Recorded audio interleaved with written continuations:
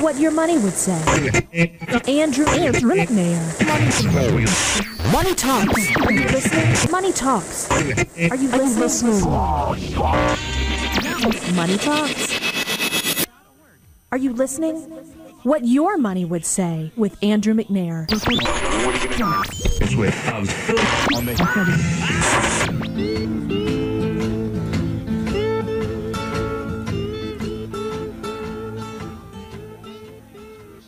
Good afternoon. Welcome to What Your Money Would Say. I'm your host, Andrew McNair, and also the founder of SWAN-Capital. And for the next 30 minutes and the weeks to come, I'll be right here every Saturday from 12:30 to 1 on WCOA 1370, and I will be your retirement expert. My goal is to help navigate you through the unknown rocky terrain that lies ahead in retirement. I founded SWAN-Capital and What Your Money Would Say because I believe in what SWAN stands for retirees. Retirees deserve to sleep well at night.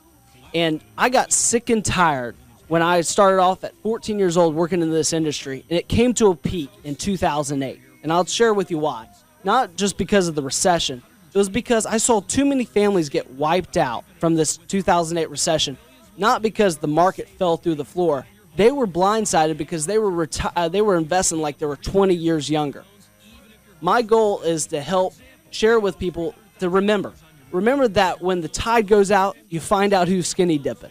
And my mission is to help educate families to put their pants back on and not settle for the blank stare that they get from their financial advisor when they're talking about retirement and estate planning. When it comes to retirement, you need a specialist, not a general practitioner. So you deserve to sleep well at night. In today's show, we're going to jump right into aging with parents, because this baby boomer generation has to deal with issues that no other generation before it has had to. They're dealing with college planning. They have 20 and 30-year-olds still living at home, and they're trying to pay for their college, and then they're getting pulled between like a tug-of-war contest between their parents who are elderly from the Great Depression era and trying to pay for either assisted living or home health care expenses. That's why I call them the sandwich generation. And we forgot about it, that they have their own retirement to worry about. So when it comes to elder planning, you need an expert. You need someone that's, done this before. You can't just say, well, this is the one time I placed my mom into an assisted living. Because it is the only time for you. But we help people do it every day. And if you stay tuned in the next 6 minutes, I'm going to bring on Ann Brown, who's an executive director at Homestead Village. And she's going to share with you an interesting perspective from a professional standpoint at assisted living of how aging with parents goes. Now, I have some press and news stories, and before I get to those, I want to share with you that we have some upcoming events at SWAN-Capital that you can check out at SWAN-Capital under the education page. Under the upcoming events, they list out all events. So go there and RSVP online. Check us out on Facebook and Twitter at SWAN-Capital. All right, so let's jump into that news story. The news story that I got directly from U.S. News is rollover misconceptions and how to avoid them. Now, when it comes to rollovers, people throw out that term pretty commonly, but I want to make sure that everyone's on the same page. What is a rollover? A rollover is a 401k or a company plan and transferring it to another company plan while foregoing any tax consequences. And this usually happens when someone's retiring or they're having a job change. And there's a lot of misconceptions around there, but I want everyone to get at least the nutshell of how a rollover works and what it's all about. Now, the misconceptions that are listed in this article, the first one is a pretty easy one. It says, if you're cashing out, most families believe that you have to cash out of your 401k to do a rollover. That isn't the truth. A cash out means you pay the taxes all at once, and we never want to do that. That's why we do a rollover. If you paid all the taxes in 1 year, and let's say you had a $180,000 IRA, that's like paying $180,000 of income, so you'd have to pay taxes on that. So we want to not do that. The next one is that you have to pay a fee to roll over your money. If someone ever shares with you that you need to pay a fee to roll over your money, you need to run for the hills, because that's not the truth. And this is the last one I want to go over in this article, because there's a lot of news stirring around this. There's actually a government accountability office came in and brought a report that they're looking into the ethical business practices of institutions and financial advisors that deal with 401k plans. And it says that if you have a rollover, you have to roll it over to an institution or the financial advisor that has it currently. If someone shares with you that, again, you need to run for the hills, because that is not the case. It is your money. It is your retirement dollars, and you can take those wherever you want. That's your prerogative. Now, before I jump on my soapbox here, I wanted to share with you a little brief history about IRAs. IRAs were invented in the 1970s when the top marginal tax bracket was 70%. Back then, it made sense to tax defer your money because taxes couldn't go much higher, could they? So where are we now? We're right now coming out of historic lows.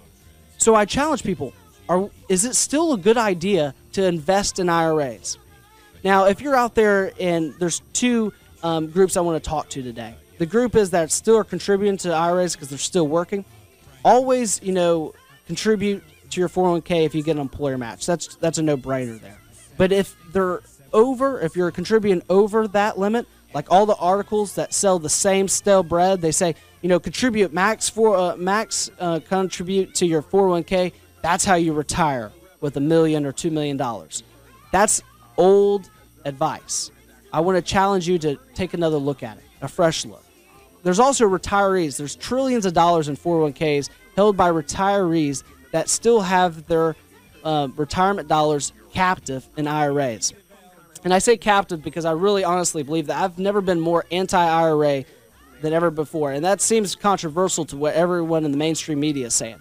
And why I say that is you're playing a game of hot potato. You have a ticking time bomb, if you will, because it's any time could explode with taxes.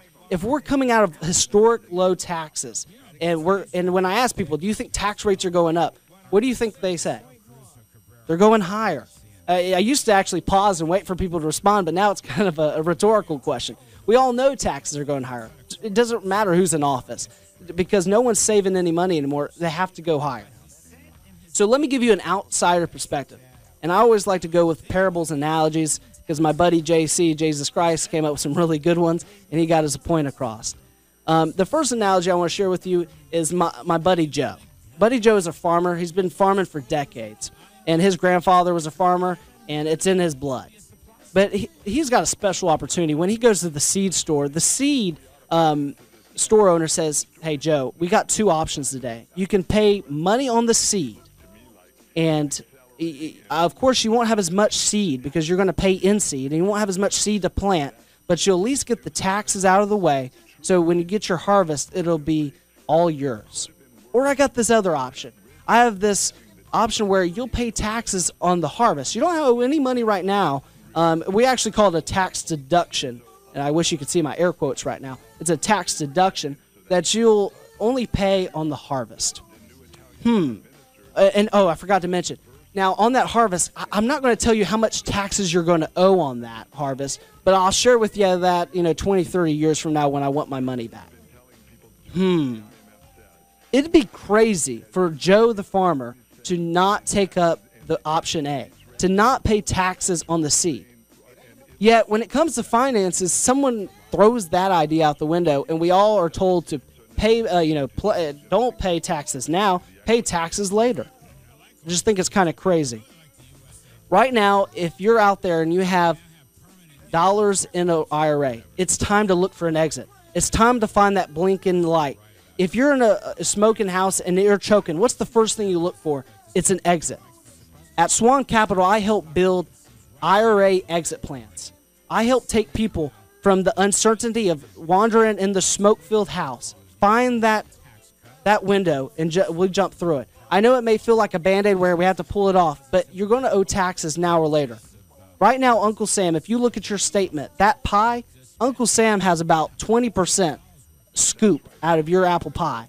And if you don't want Uncle Sam to raise taxes, change the game, because he's the one that makes those rules, and change the game and say, no, I want a bigger scoop. I want 40% of your pie. If you're worried about that, and we're not even getting into worried about market loss, if you are looking for a reduced market loss, reduced taxes, it's time to look for an exit plan. That's what I help families do. I take them from the wilderness and show them that there's an uncertainty river out there called taxes, and we jump to the other side and pay the taxes now and jump into the promised land. So if you're out there and you need an IRA exit plan, go to SWAN-Capital.com. That's SWAN-Capital.com. Or give us a call at 850-380-9558. It's 850-380-9558. All right, now with aging for parents, I want to take a minute to talk about aging parents and what can be a tough decision in assisted living. I want to introduce you to Ann Brown of Homestead Village, who I work very closely with the when it comes to the nonprofit My Veteran Benefit Project. So, Ann, welcome to the show. Thank you, Andrew. My name is Ann Brown. I have been associated with Homestead Village for the past 21 years. For 16 years, I was the administrator. Now I am the general manager there, and we have a lovely property and a very comprehensive program for elderly people. Yeah, it is absolutely a beautiful community that I recommend a lot of families go see. You know, with my nonprofit, the Veteran Benefit Project, I get referrals from all over town, but I always have Homestead Village at the top of the list because they're a very good community and I trust the people that work over there. For a lot of listeners that have aging parents, this is a whole new part of their life. Could you share with us a little bit how do they choose an assisted living? What should they look for? Well, that's a really big question, but basically, when you're looking for an assisted living facility or a care facility for your parents or a relative or someone that you love, what you want to look for is someone that can meet their needs. You want to look at the person that you're working with first. Sometimes it helps because you're not very objective when you're working with someone that you love, to have the input of the doctor, the nurses, especially if they're running into some kind of physical or cognitive problems.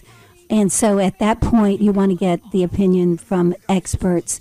We have a wonderful memory disorder clinic here in town from West Florida Hospital. I often recommend people that are experiencing or have a relative that is experiencing cognitive problems to go there and get an evaluation, because that gives you a baseline. That gives you the most valuable information so that you know what you're dealing with and what the person's needs may be. The second thing that I would look at would be location, because it is so important that you be close by so that you can go by and maintain your contact. We like to say at Homestead that we take all the burdens off of the family so that the time that they spend with their loved one can be, quality time and fun time. And so they don't have to worry about meals and medications and doctor's appointments, those kinds of things. We jump in and take care of all of that. You need to look at location, and for a recap for the listeners that come in late, what was the first one? The first one was the needs of the person. Yes, what the person actually needs. Because sometimes they're still very independent and functional, and they just need a little help there, here and there. They need meals, they need help with medications. Other times you have a serious problem with either a physical or a mental disability, and you want to be able to place them in a facility that can meet those needs. Right, and you can handle the whole spectrum, correct? Right. We go all the way from independent living all the way to the very end stages of dementia and hospice care. And at any one time, we'll have about 20 hospice patients on our campus, and we have a special building that we use for our hospice patients. Okay. And it's very concentrated and caring, compassionate care. Now, there's a lot of families that are coming back from, a vacation or, coming into town to see mom or dad, and they find out that mom actually is needing some help, needing some assistance because no one's there. So I'm sure y'all deal with a lot of crises. We do. We deal with a lot of crisis situations where the family does come home, or the family, or there's a sudden change in the person's status or condition, or sometimes they're living with the caregiver and the caregiver has a problem. If, say for instance, if it's a husband and wife together and the husband is taking care of the wife with dementia or some physical disability and something happens to him, then the family has to decide how they're going to continue her care. And so there are a lot of crisis situations that come up when the doctor says they really shouldn't be living at home alone anymore, and that's what we're here for. Now, there's a lot of misconceptions out here. I'm actually dealing with my grandmother right now, and the biggest fear was separating the two. So could you share with us some of the options? Maybe they can live together, maybe they can't. That is a very tough question. We have a saying that when you have two older people that are living together, if one of them is a caregiver, most often the caregiver is going to suffer some type of mental or physical situation, crisis. We have a saying that the caregiver always goes first. That's because the person who's being cared for doesn't have the worries and the burdens. And so we see this more often than not, is that when you have two people together, one of them is going to start to falter. Most often the caregiver, and what we suggest is the family keep a close eye on that and act before they have two patients instead of just one patient. And I know y'all are very accommodating because y'all want to keep them, we do. visiting. Our goal is to keep as many couples together as possible. And we do have the situations, the living quarters at Homestead to allow that to happen. What we do is when they come to us, we do an evaluation on both parties so that we know exactly what the needs are. Then, of course, they would have to go into the unit where the one who needs the most help can get what they need. And then their individual care needs are taken care of. That's right. Now, again, we come a time where we're in a crisis. But with that conversation can be very awkward between a parent saying, Mom, you need to have this care, and Dad can't provide that any longer. Right. How do you approach that? Well, most families wait until they have no choice. It's too late. And then what they do, I find that in a couple, the one that is being cared for is very understanding. If the family says, look, Mom, Dad needs some help. He can't do everything he needs to do to help you, to take care of you. We need to take care of Dad too. So the family, if they approach it like that with, love and concern, then the person who needs to come into the facility most often understands that's not to say that they like it, because nobody likes change, especially as they get older. Change is something that you don't really want in your life. But life is all about change. Sure. We change from the time we're born until the time we pass away. There's changes in our lives. So, and this is a very strong generation. I mean, this is a generation that has gone through war and depression and recession and all kinds of challenges, civil rights challenges, all kinds of things. So they are so strong and they are so understanding, of the situation when you present it to them in the right way. In a sincere way. In a sincere way. And a lot of people use their doctors to talk to them. I was about to say, throw it off to a third party. And if the doctor says, because he's an authority figure, and this generation is very, very conscious of authority figures and very respectful of them, if the doctor says that you really need to do this, then, they will most often acquiesce to that. Good point. Now, let's say we finally got our parents to that point where they think it's a great idea to move to Homestead Village. What's necessary to make that move? Well, first of all, there's some documents that have to be completed. For instance, an 1823 form is like your admission ticket into the assisted living facility. And who draws that up? The doctor or the nurse practitioner can do that, and that has to be done within 30 days or so before you move in.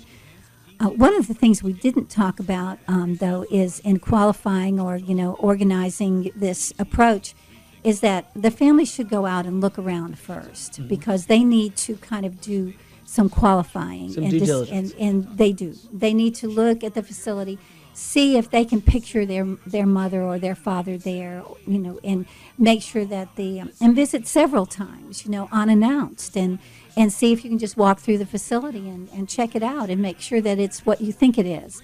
And then you need to talk money, of course, because assisted living for the most part is private pay. Our Medicaid dollars are mostly going into skilled nursing at this point, and so they're working toward having a program that will pay for assisted living through Medicaid. But right now, the large majority, 90%, is private pay. And there's a lot of misconceptions out there. I've even dealt this with my aunts and uncles. They thought that once they moved into the assisted living that Medicare was going to pay for it. Right. Medicare only pays, will not pay for chronic long-term care. That's either in a nursing home or in an assisted living facility. Blue Cross Blue Shield will not pay. AARP does not pay. They only pay for acute medical conditions and rehabilitation. They do not pay for long-term care. And assisted living, adult family care homes, nursing homes, they're all part of the long-term care system. Right. So if you're going to go into an assisted living, you got to make sure that you have enough resources to private pay.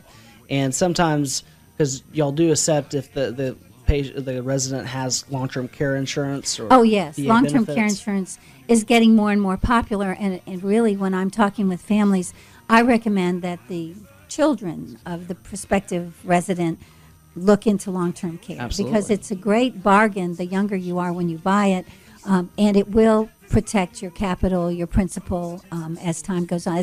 It's a part of estate planning that really needs to be there. Yeah, it's the only insurance that protects other assets. That's exactly right, yeah. Okay, so now we know that we have to get the form done by the doctor. What would be the next step in the process? Well, after the family has looked around and decided on a facility, they get the 1823. There's some organizational things, like you have to decide what furniture you're going to bring, because most facilities are not furnished. And we want them to bring the residents furniture Then it becomes and home. pictures and as much from home as they possibly can, because then they will feel more comfortable and it individualizes their room and it's their space, their private space.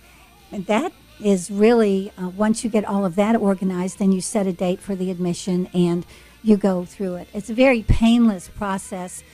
We have a wonderful admissions coordinator. Her name is Kathy Rogers, and she handles all of that for us, and she does all the paperwork for the nurses as well. So we're very prepared by the time the resident decides to come. Yeah, Kathy Rogers, she's a sweetheart. She is. She's great. How about some frequently asked questions? A lot of questions are, do you have nursing? How do you handle medications? What activities do you provide for your residents? That goes with the quality of life. Do you have transportation to the doctor's offices?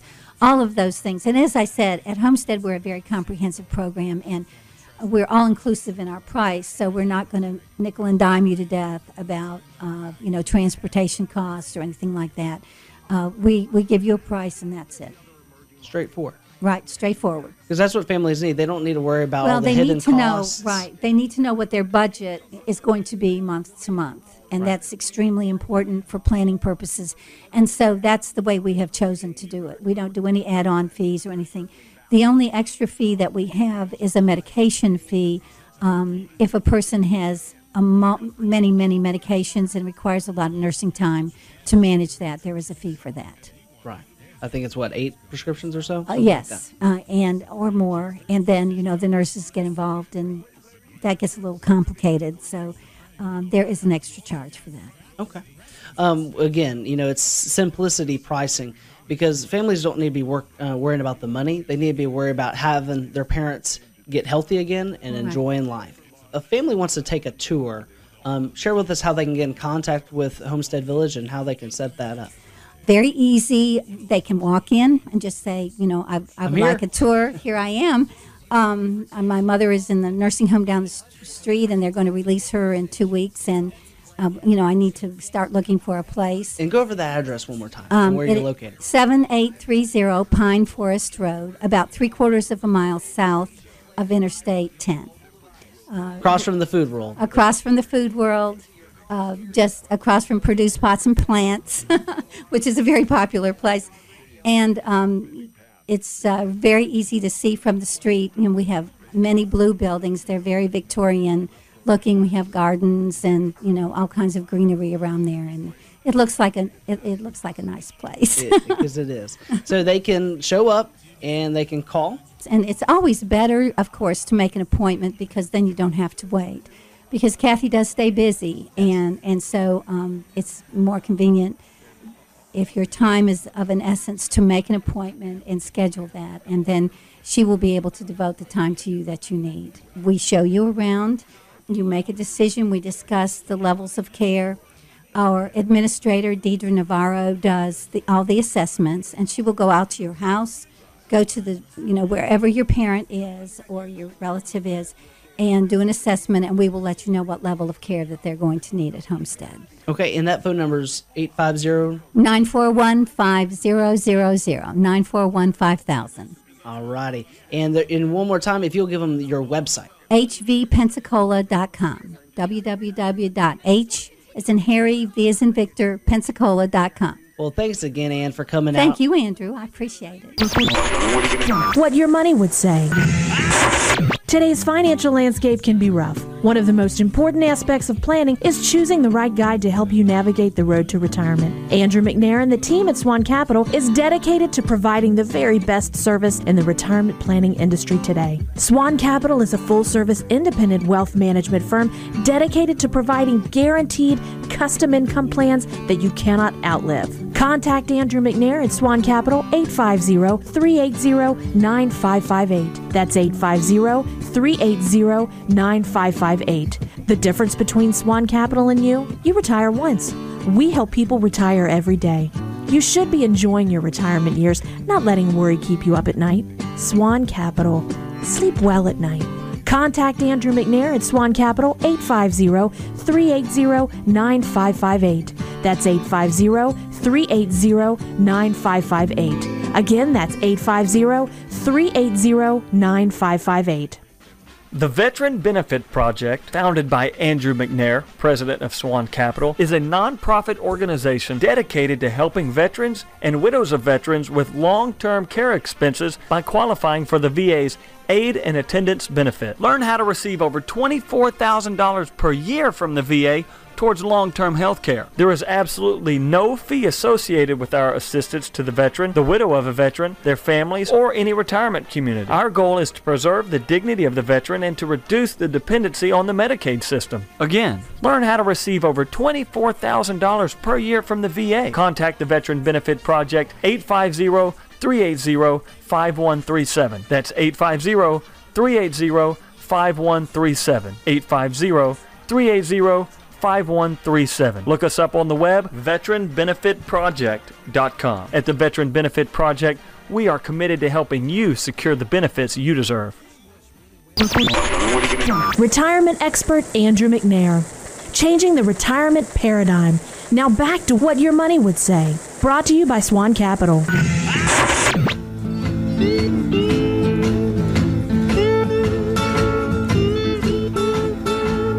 Welcome back. What a great interview with Ann Brown from Homestead Village. I really enjoy the folks over there with the Veteran Benefit Project, my nonprofit, where we help families get up to $24,000 a year from the VA to help pay for assisted living and home health care.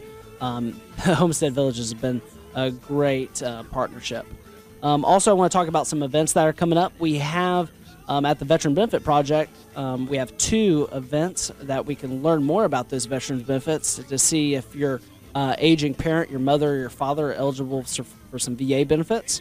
How they can get in contact is with the Veteran Benefit Project is you can call us at 850-380-5137. That's 850-380-5137. Or check out swan-capital.com.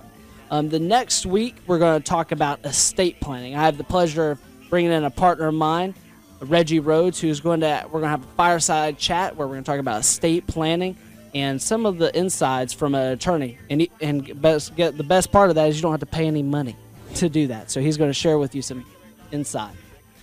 Alrighty, check us out on swan-capital.com and also like our Facebook page. See you next week. Don Parker and Jim Sanborn, your breakfast buddies. And they're right here every day for you weekday mornings on News Talk 1370 WCOA and 100.7 FM.